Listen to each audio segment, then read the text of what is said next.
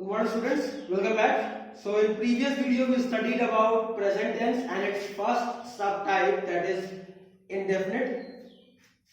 अब दूसरा हम क्या पढ़ेंगे, प्रेजेंट टेंस का कंटिन्यूअस फॉर्म, प्रेजेंट कंटिन्यूअस। तो प्रेजेंट कंटिन्यूअस को पहचानने का तरीका है रहा है, रही है, रहे हैं।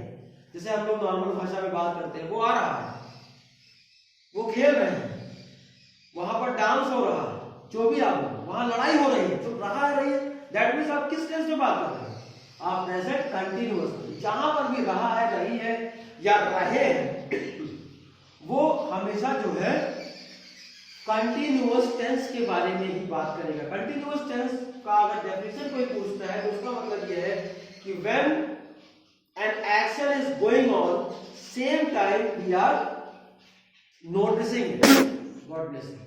तो कोई एक्शन जो है वो चल रहा है और उसी समय हम उसको देख रहे हैं। जैसे अब मूवी चल रही है तो आप क्या कर रहे हो, उस समय मूवी देख रहे हो ना, ऐसा तो कि आपने आंख बंद कर लिया, दैट मींस वहां मूवी चल भी रही है और आप अपनी आंखों से देख भी रहे हो। तो रहा रही, देखिए मैं बोल रहा हूं तब भी रहा रही आ रहा है मेरे मुंह से, दैट मींस वो कंटिन्यूअस है। तो कंटिन्यूअस का जो पहला स्ट्रक्चर है अफर्मेटिव फॉर्म देखेंगे तो सब्जेक्ट के साथ इज एम आर याद आया होगा, हेल्पिंग वर्ब है, प्लस वर्ब के साथ आईएनजी नहीं लगाएंगे तो हम कैसे साबित करें। कंटिन्यूअस का मतलब ही होता है टेंस में कि वर्ब का चौथा फॉर्म, ठीक है, आईएनजी फॉर्म जिसे कहते हैं, प्लस रेस्ट पार्ट। ओके, जैसे मैं कहूं कि he is reading a book, he क्या है, सब्जेक्ट, इज है हमारे पास, इज लगा, हमारा सिंगुलर है, इज लगा, वर्ब का फर्स्ट फॉर्म है रीड, साथ में क्या लगा दिया, ING, a book, rest part.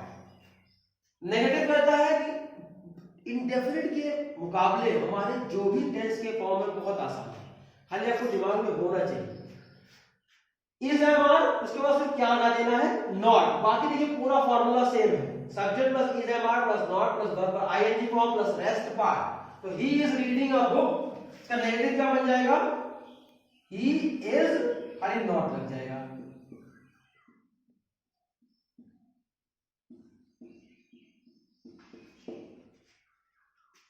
Interrogative क्या कहता है, इंट्रोगेटिव कहता है कि जब हम कोई क्वेश्चन पूछ रहे हो तो उसका स्ट्रक्चर क्या कहता है कि इज एम आर, मतलब यहां देखिए हेल्पिंग वर्ब सब्जेक्ट के बाद आया था, लेकिन यहां पर हम क्या करेंगे, सब्जेक्ट के पहले इज एम आर को निकाल लेंगे, उसके बाद सब्जेक्ट, फिर वर्ब का आईएनजी फॉर्म, फिर rest part. So what we will be doing, we will be writing like he is not reading a book, तो क्या हो जाएगा, इज पहले ले आएंगे, ही रीडिंग a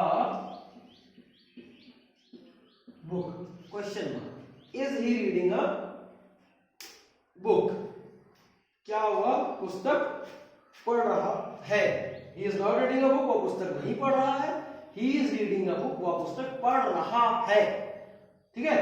तो रीडिंग का मतलब क्या हो गया, पढ़ रहा, पढ़ना आईएनजी तो रहा, दोनों को जोड़ लिया तो पढ़ रहा है, क्या पढ़ रहा है, किताब। तो ये था हमारा कंटिन्यूअस का। Okay, now we will be studying about perfect, present perfect पढ़ेंगे हम।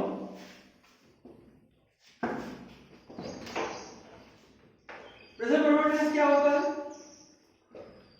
ये प्रेजेंट टेंस का तीसरा सब टाइप है हमारा, जिसको हम अब पढ़ेंगे। Perfect, present perfect. Present perfect कहता है कि when an action is just completed now, जो काम अभी अभी खत्म हुआ उसको हम किस कैटेगरी में डालते हैं, प्रेजेंट परफेक्ट में। इसको पहचानने का तरीका है,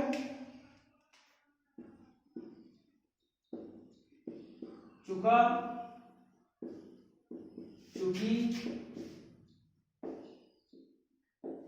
चुके हैं,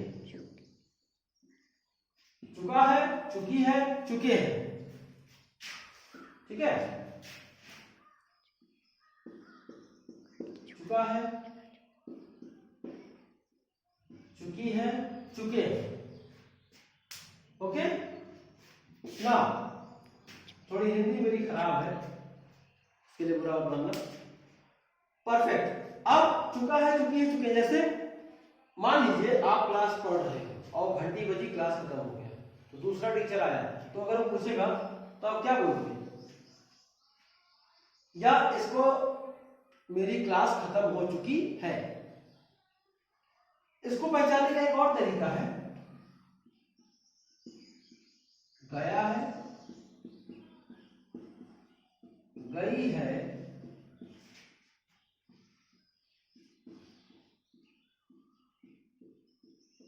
गए। ये भी है हिस्सा, गया है, गई है, गए। ठीक है, जैसे आज लेसन पढ़ाया गया है। ठीक है, तो इसका इंग्लिश क्या बनेगा? The lesson has taught today. Today the lesson has taught, आज लेसन पढ़ाया गया है। Okay, now we will study about the structure. Affirmative, वही सेम तरीका। सब्जेक्ट यहां पर हैज और हैव का इस्तेमाल मैंने बताया था, प्लस वर्ब का third form plus rest part. Perfect का मतलब ये है कि वर्ब का थर्ड फॉर्म हमें लगाना है। ठीक है, फिर नेक्स्ट है हमारा नेगेटिव। नेगेटिव क्या कहता है? Subject plus helping verb has, have plus not plus verb का third form plus rest part, and third one is interrogative.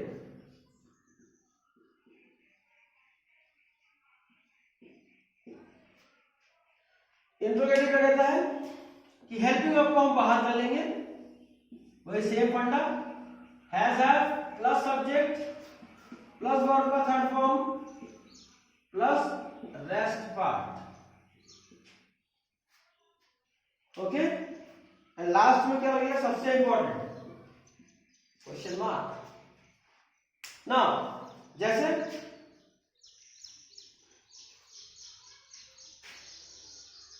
वह खाना खा चुका है या तुम खाना खा चुके हो, तो you have eaten the food.